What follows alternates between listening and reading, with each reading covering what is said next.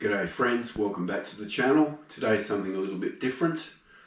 I'm a bit housebound, I've been a bit under the weather lately. I might even throw in a cough here and there for a bit of pathos, to get a bit of support. Today we're going to be talking about 5 things that I love about YouTube. Now, don't worry, you're not going to have an incoherent rant for 25 or 30 minutes. I'm going to split these into 5. So today we're only going to do one at a time. Today's going to be number 1. I'm going to call it practicality.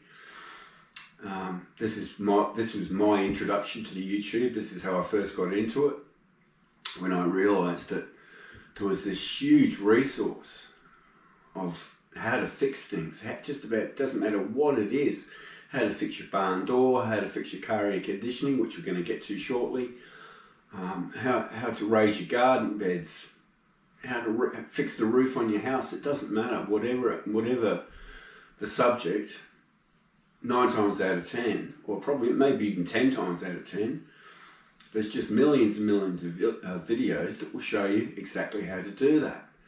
So I'm going to take you across to the laptop now, and we're going to talk about my Honda Civic, which on the last time I went fishing, it was a 40-degree day, and the air conditioning quit, just stopped.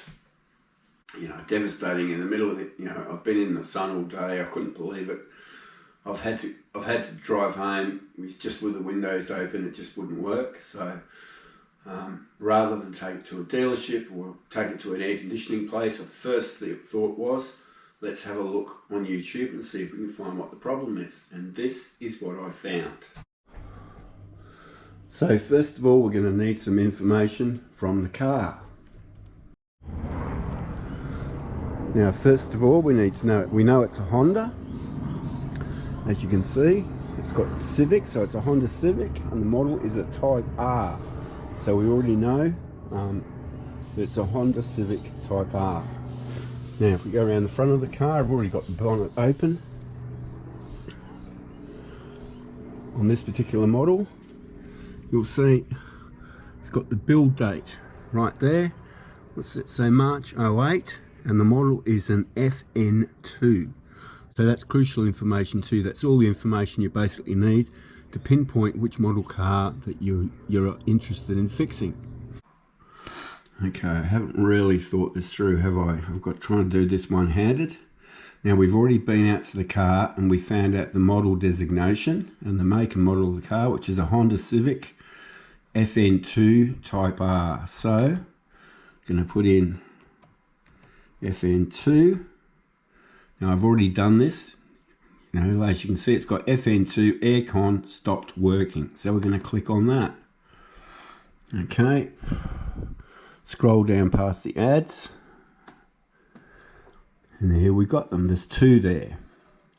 Now these 2 cars, neither of them are the Type R. They're the same year, they're the same body shape, different engine, slightly different. You know, they're a different model, but it doesn't matter. The aircon, most of the aircon stuff is the same. So we're going to click on this. So I'll look down at the relay down here, and what Jack's going to do is he's just going to give that a little tap on the top. Go on then, Jack, do it. Oh, you see, I just heard it clicking down there. So mine's slightly different to that. I think the air conditioning is further over to that side, but I tapped on that same solenoid, the same relay, which is exactly the same position. It doesn't have that stripe on it, but it's identical. And as you can see that, we'll show you back in the car. This is the replacement relay. Right, so Jack's going to get the relay out now, and we'll replace it. And this is how it's fixed. That's it, a bit stiff in there. Try and, you know, wriggle your way out and pull at the same time. Pull faster movements and it should come out easier. There we go, that's that one out.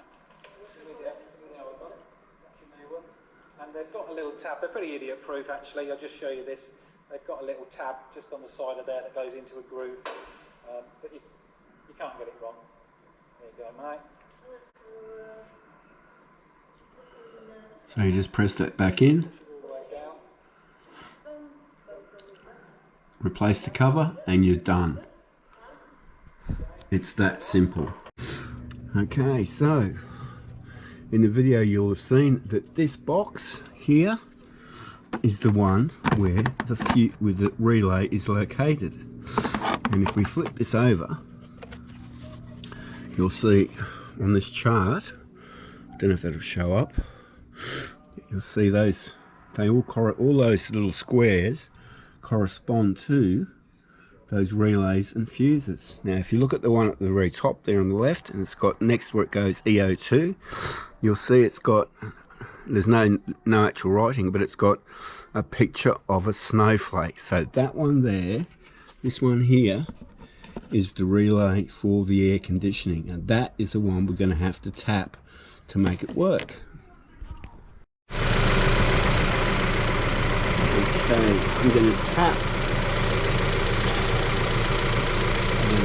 this solenoid here,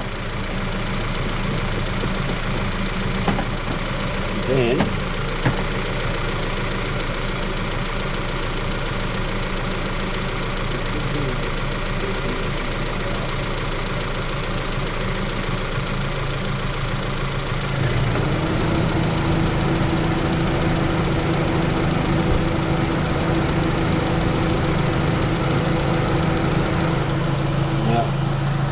you can clearly hear that kicking in.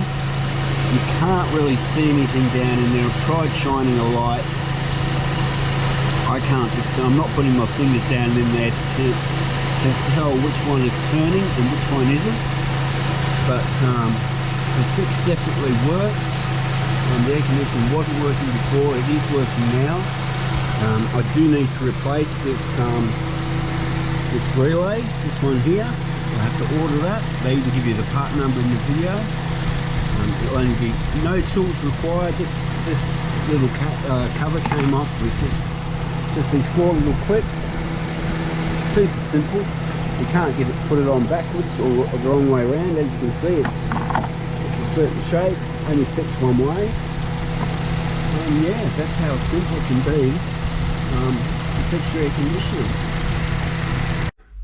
So as you can see, it doesn't take that much effort. This particular problem didn't take any tools whatsoever. It was a very, very simple fix. All I have to do is order this new relay from Honda. I even was given the part number, although this car is slightly different to mine, so I'll probably just give them my car registration details and the engine number, etc., to make sure I get the right one.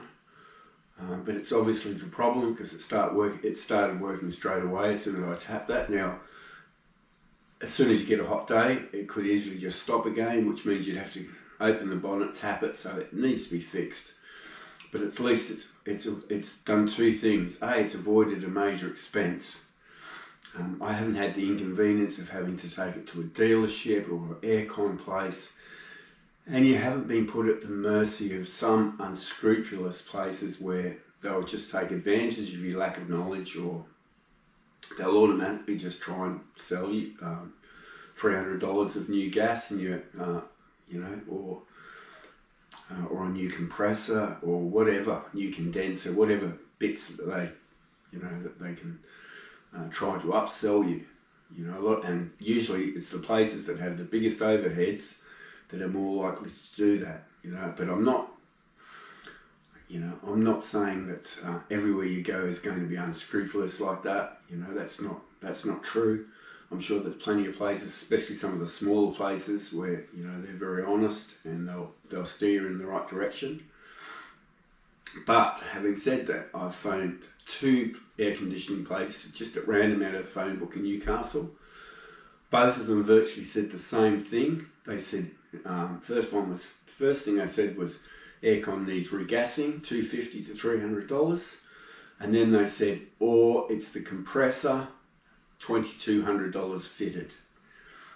Neither of them mentioned this relay, so take that with a grain of salt. They might have, for all I know, might have taken the car in there and they might have picked that straight away and only charged me for that. I don't know, but I don't need to take it anywhere. I don't have the inconvenience having to take it in somewhere, drop it off, pick it up later, and the stress and worry about how much it's going to cost. Because for most of us, you know, especially if it's something like $2,000, for most of us that's a lot of money, you know, and a lot of the time you just can't afford to fix it. So you'd basically be driving around without any air conditioning in the middle of summer. So that's the end of my rant. Thanks for watching. If you haven't already and you'd like to, please subscribe. And yeah, we'll catch you on the next one.